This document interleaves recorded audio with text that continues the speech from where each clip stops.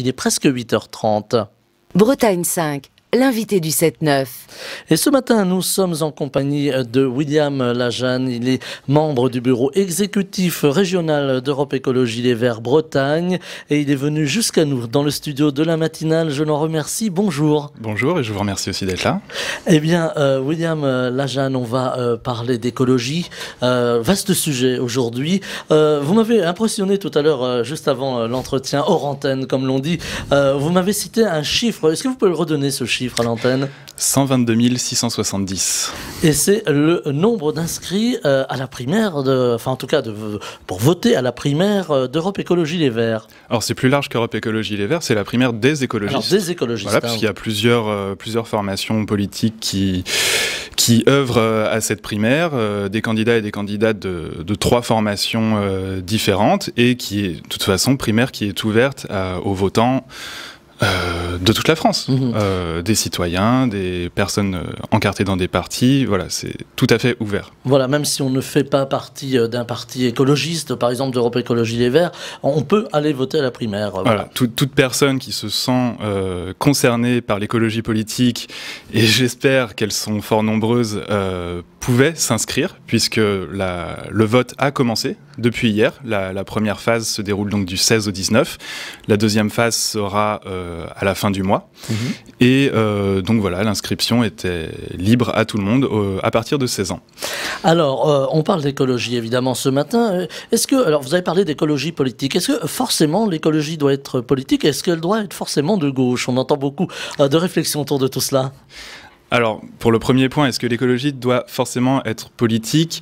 Je vous dirais qu'à partir du moment où on lutte pour un schéma de société particulier, pour orienter ce qu'on estime être un mode de vie sain et respectueux de l'environnement et de l'humain, alors oui, on fait de la politique, de facto. Après, est-ce qu'elle doit être de gauche? Ça, c'est un vaste débat qui anime les écologistes depuis de nombreuses années, débat qui n'est pas tranché. Le point de vue qui est quand même généralement partagé, c'est que avec la gauche, nous partageons beaucoup de valeurs, notamment sur les questions sociétales.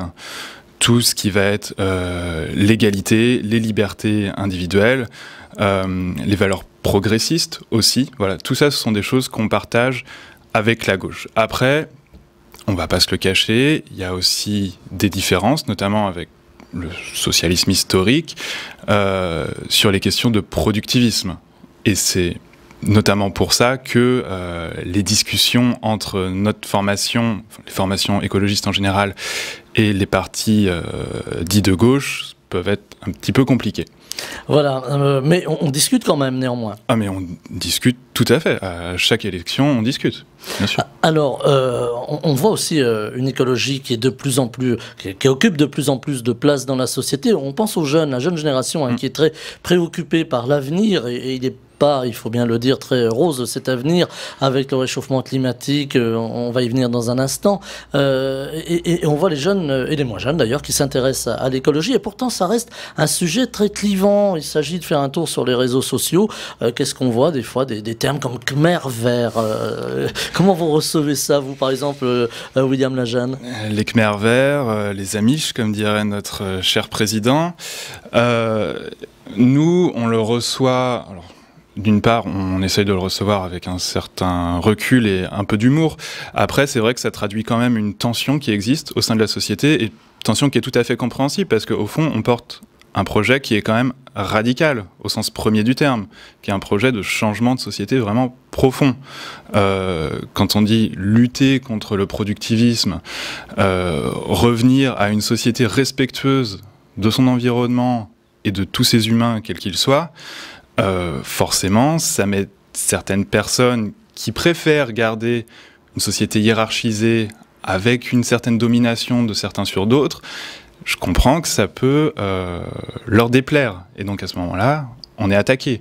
Et si vous notez bien, ces attaques, de toute façon, elles se sont multipliées à partir du moment où nous avons commencé à faire des résultats électoraux très corrects, à gagner quand même de grosses villes en France l'année dernière. Et lors de ces dernières régionales et départementales, n'en déplaise à certains, nos scores étaient tout à fait bons et historiques dans bien des régions. Alors justement, des scores qui montent, hein, on peut le dire comme ça. Là, on va arriver dans une séquence, on y est déjà d'ailleurs, dans cette séquence électorale très prisée des Français, l'élection présidentielle, dans un contexte très morcelé, très tendu, un contexte social. On a eu la crise des Gilets jaunes. Par-dessus est venue se greffer cette pandémie du Covid-19. On y est encore, hélas. Est-ce que là aussi, j'allais presque dire, pardonnez-moi du terme, il est un petit peu cavalier, mais il y a une carte à jouer pour l'écologie, justement, de peut-être tourner la page de ce monde d'avant pour construire autre chose? La question du monde d'avant, du monde d'après, elle a été abordée depuis le premier confinement. On voit bien que notre gouvernement, qui a voulu jouer cet affichage pendant un temps, eh ben en fait ne s'y est pas du tout attaqué. On est toujours dans ce monde d'après et j'ai envie de dire, on a opéré un recul dernièrement. Alors, il y a des tensions, c'est vrai. Et en fait, de manière un petit peu... qui permet de contrebalancer ça, si vous avez un petit peu regardé les débats entre les candidats et les candidates à la primaire écologiste, vous aurez remarqué que ce débat il était de qualité, il était respectueux les uns des autres, et que les candidats se sont engagés à soutenir quand même celui ou celle qui sortirait gagnant de cette primaire. Et voilà, ce que l'on propose dans ce moment de grande tension, comme vous l'avez souligné, nous, c'est de retourner en fait à un débat apaisé et à l'écoute de chacun et de chacune et à proposer voilà ce changement de société qu'on estime mais d'une urgence absolue. Et c'est pas qu'une vision de l'esprit. Il suffit de voir le dernier rapport du GIEC qui est sorti cet été. Il est alarmant et je comprends que les jeunes dont je fais partie, enfin j'ai 32 ans, mais on va dire que je suis encore dans la catégorie des jeunes. En tout cas, je suis dans cette tranche d'âge qui va pleinement subir les changements climatiques si on ne fait rien, et si on ne fait rien extrêmement rapidement. Alors, il y a cette prise de conscience, alors des jeunes, hein, je le disais tout à l'heure, et des moins jeunes, prise de conscience qui peut se traduire dans les urnes à la présidentielle, et il y aura les législatives, hein, on les oublie pas, hein, qui enchaîneront juste après. On sait que les écologistes sont déjà sur le terrain, et ça nous ramène quand même à une autre élection bien avant. Vous n'étiez pas né, William Lajanne, en 1974, avec cette image de René Dumont et son soupul rouge pour ceux qui avaient la couleur à l'époque. Et son verre d'eau. Et son verre d'eau, et qui disait si on continue... voilà, on va à la catastrophe dans les 30 à 50 ans qui viennent. C'était très prémonitoire. Et là, l'écologie est entrée dans la sphère politique, finalement. Oui, tout à fait. Oui. Première candidature d'un écologiste en France pour une présidentielle. Prémonitoire parce que, en fait, l'écologie politique, quand même, elle ne sort pas de nulle part. Ce n'est pas un fantasme, c'est pas une utopie non plus. Ou en tout cas, c'est peut-être une utopie qui essaye de se réaliser. Mais elle ne sort pas de nulle part. Elle sort d'un constat scientifique. Voilà, qui est mené depuis fort longtemps. Je pense au Printemps silencieux en 62, le rapport du Club de Rome en 72, et puis ensuite il y a eu les GIEC, etc. Et effectivement, Monsieur Dumont en 74, il n'avait pas tort. Le point de bascule qui s'est opéré, en fait, on estime que c'est dans les années 80. Si on avait agi vraiment sur nos modes de production et de consommation dans ces années-là, on aurait pu maintenir un climat stable. On ne l'a pas fait. Maintenant, on a déjà une augmentation de la température qui est de plus de 1 degré globalement. Ça, on ne peut pas revenir en arrière. Si on agit dès aujourd'hui, et donc que l'on met les gouvernements qui seront en mesure de le faire en place, on peut tenter de se maintenir à plus 1,5 et absolument essayer de rester en dessous de la barre des 2 degrés, où là, a priori, on ne pourrait plus contrôler l'emballement, qui aurait des conséquences terribles à la fois sur les milieux naturels, mais en tant qu'humain, de toute façon, on est partie prenante de ces milieux naturels et on les subira également, ces changements, riches ou pauvres.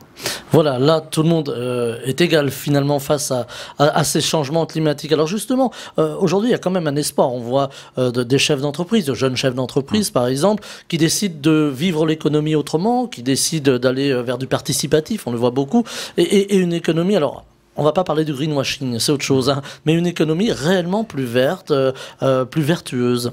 Oui, tout à fait, ça se met en place.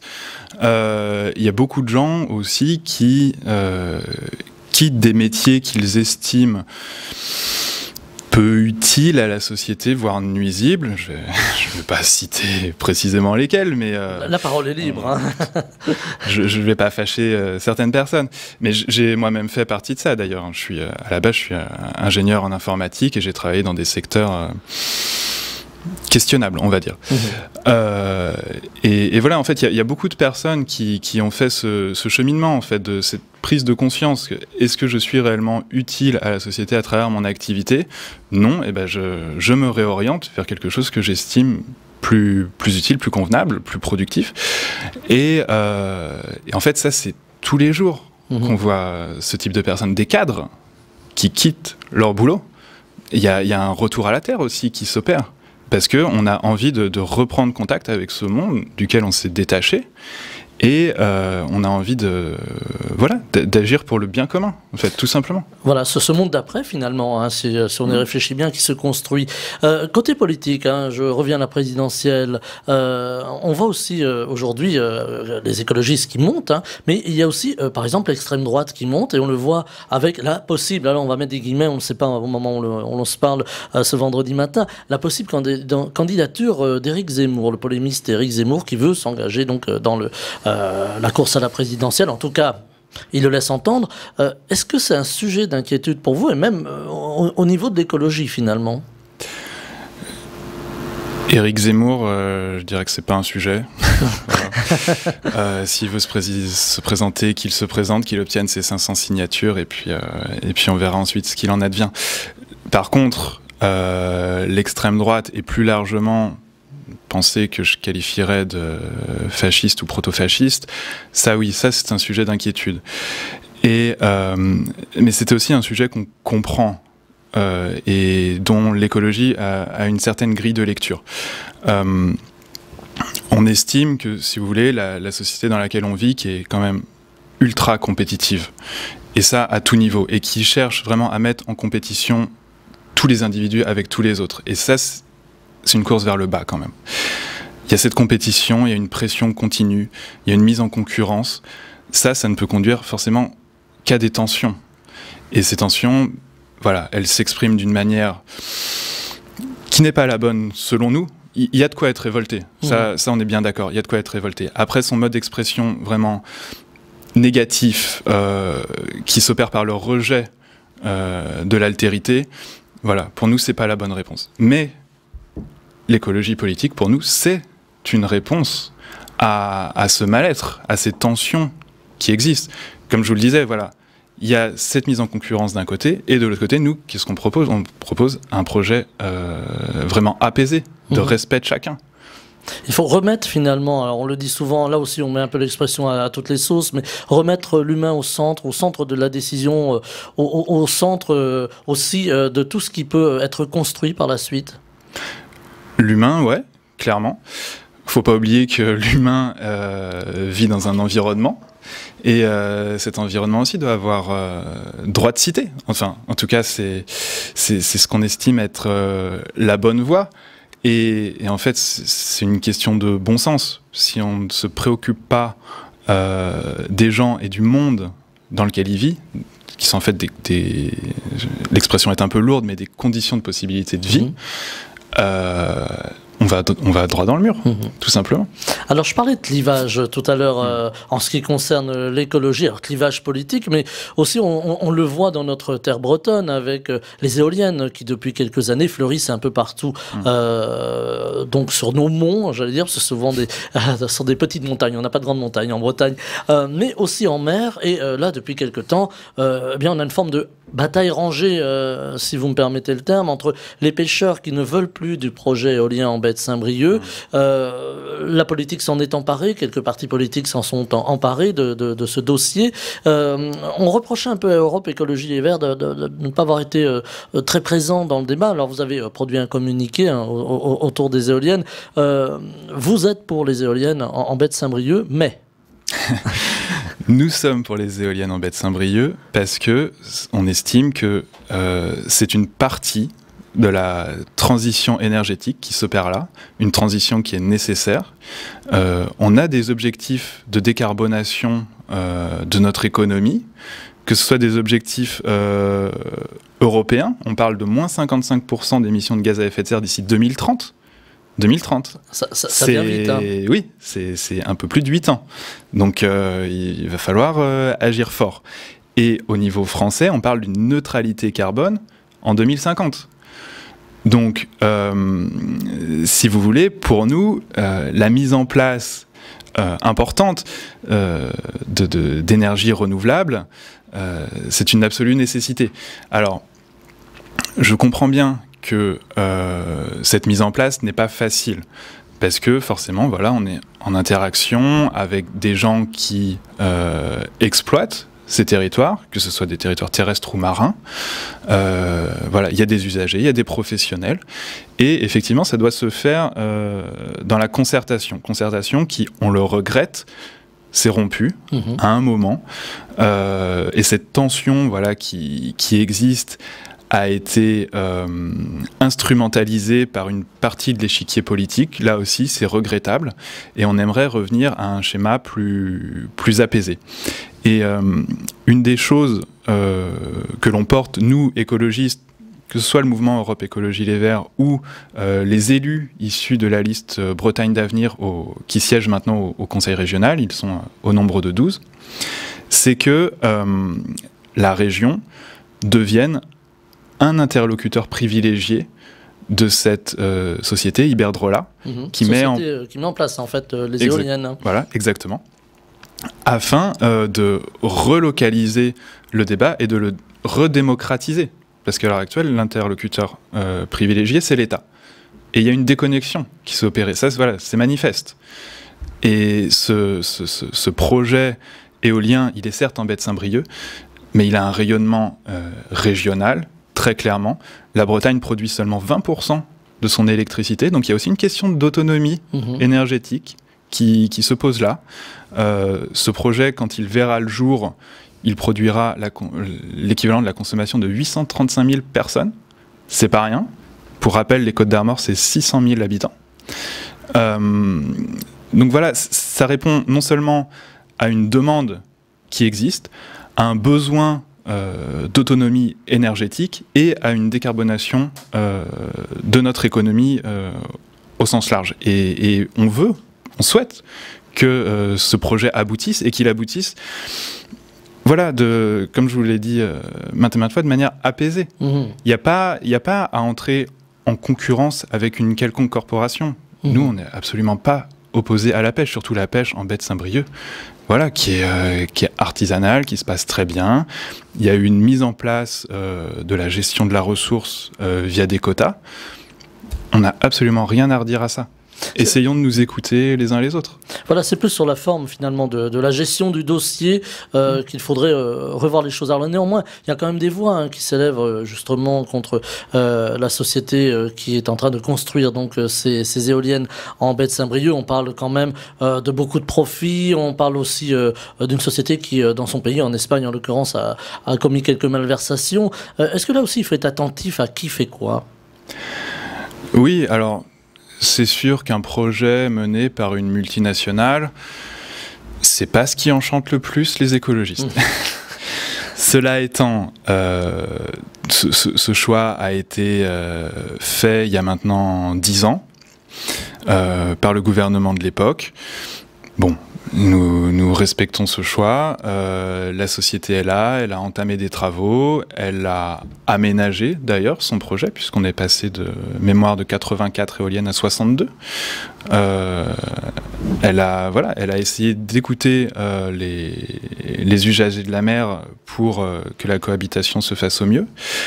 Bien sûr, un projet coopératif mettant dans la partie nos concitoyens et concitoyennes, ça aurait été l'idéal. Mais bon, ça ne s'est pas opéré comme ça.